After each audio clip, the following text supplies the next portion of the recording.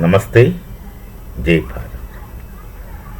Perhaps there's no other text in Sanskrit that had been misunderstood, misrepresented, and mispropagated than Manusmriti. People take some kind of pleasure in misunderstanding and misrepresenting and misquoting Manusmriti. So, Manusmriti, incidentally, is the first ever Sanskrit text which is translated into a European language. A European language.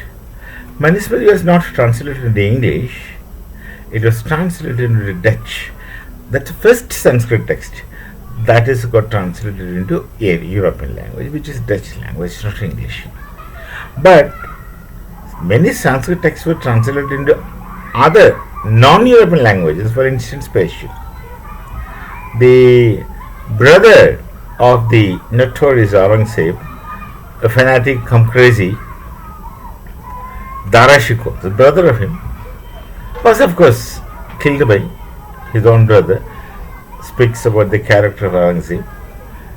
Darashiko has translated many Hindu texts, Upanishads, etc., into Persian. Not just Darashiko alone. There are many scholars who have translated many Sanskrit texts into Persian, because those days Persian language in Persia, as today's Iran, used to have very open mind, like what Rigveda says, Anavo Bhadra Kratavo Yanta Vishvata. They had a very open mind. The Hindus were ruling Iran those days, and they were welcoming all kinds of thoughts from all over the world. And the Persian language became rich in literature, especially through translations from very valid sources. That used to be this credibility of Iranian language under Hindu rules.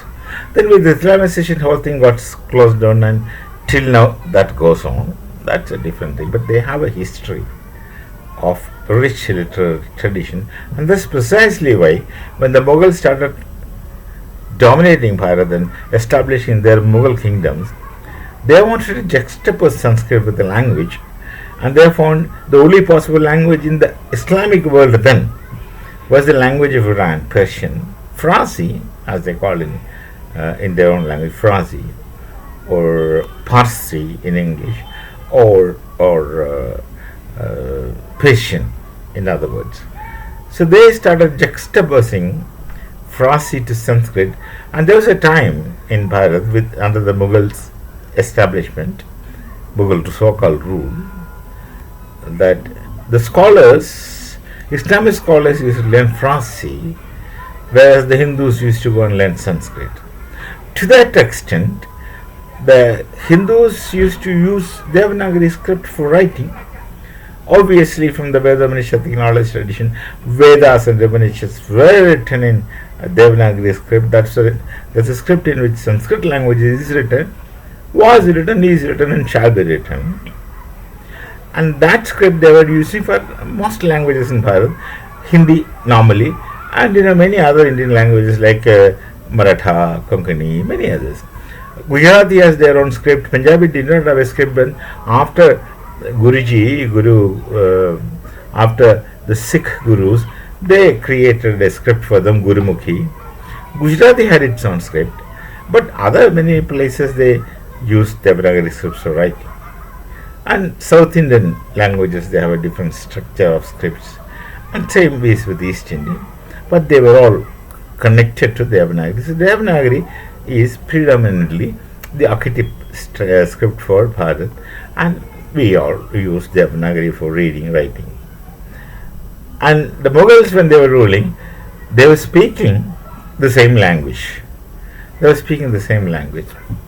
But they didn't want to write that in the script in which the Vedas are written, Upanishads are written, or other knowledge texts of Bharat are written. So they borrowed the scripts of Iranian language, Persian language.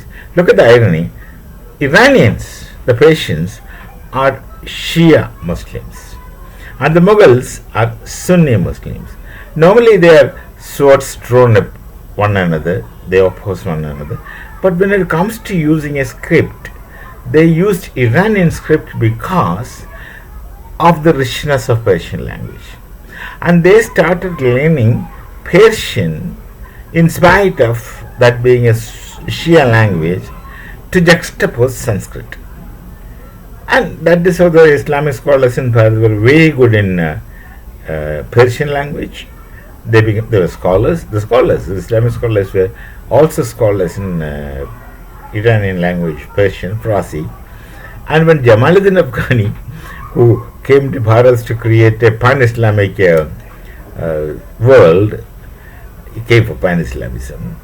He found it very easy to talk to people. Though he calls himself as Afghani, he has nothing to do with Afghan. He called himself as Afghani to disguise his Shia identity into Sunni. So he called Afghani, but he doesn't know Pashtun. He hardly had been to Afghanistan for a couple of times.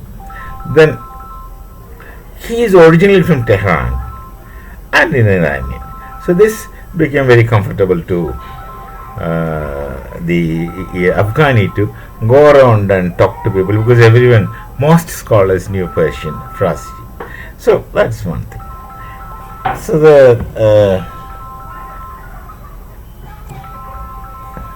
Manusmriti was the first Sanskrit text translated into European language, which is a Dutch language. But Manusmriti was so mostly misunderstood.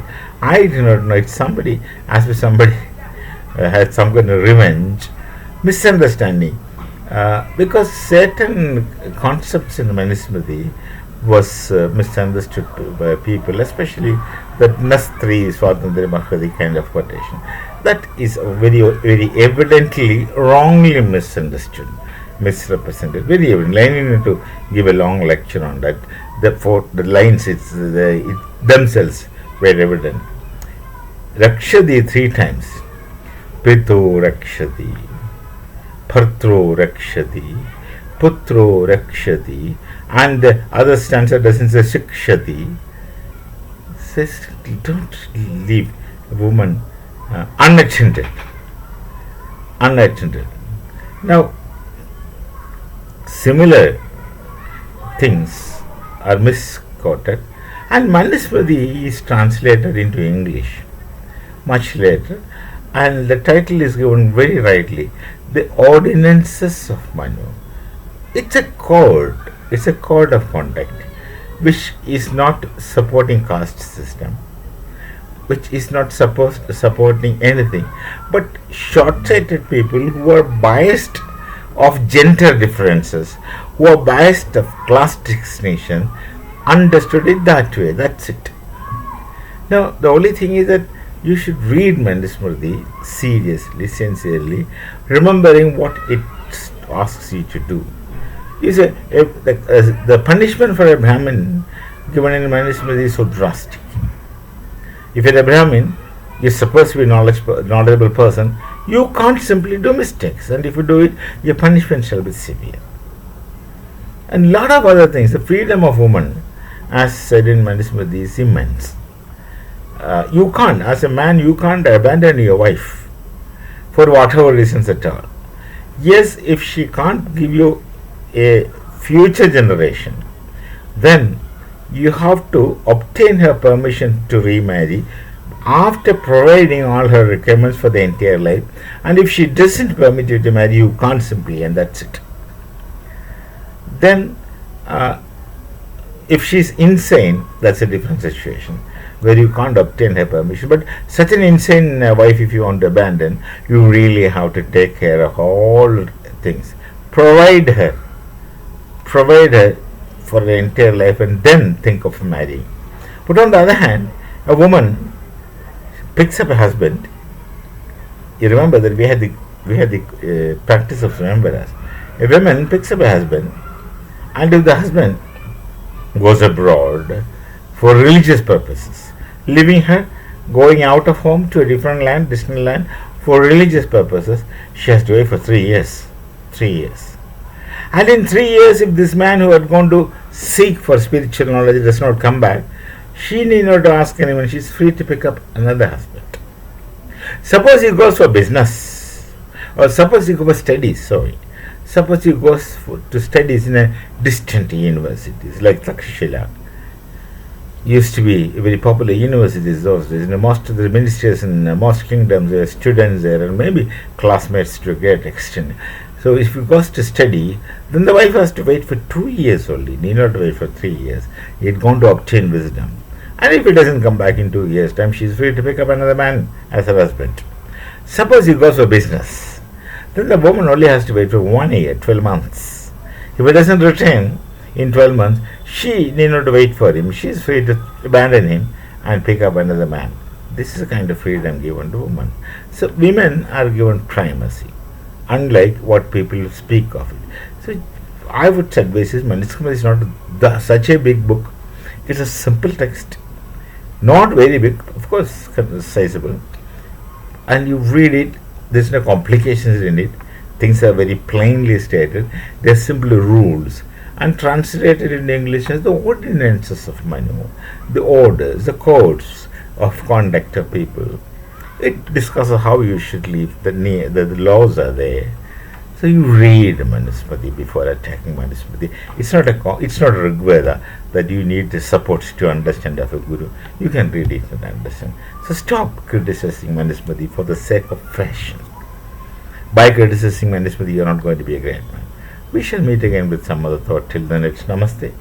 Jai Bharat, Jai Sri Ram.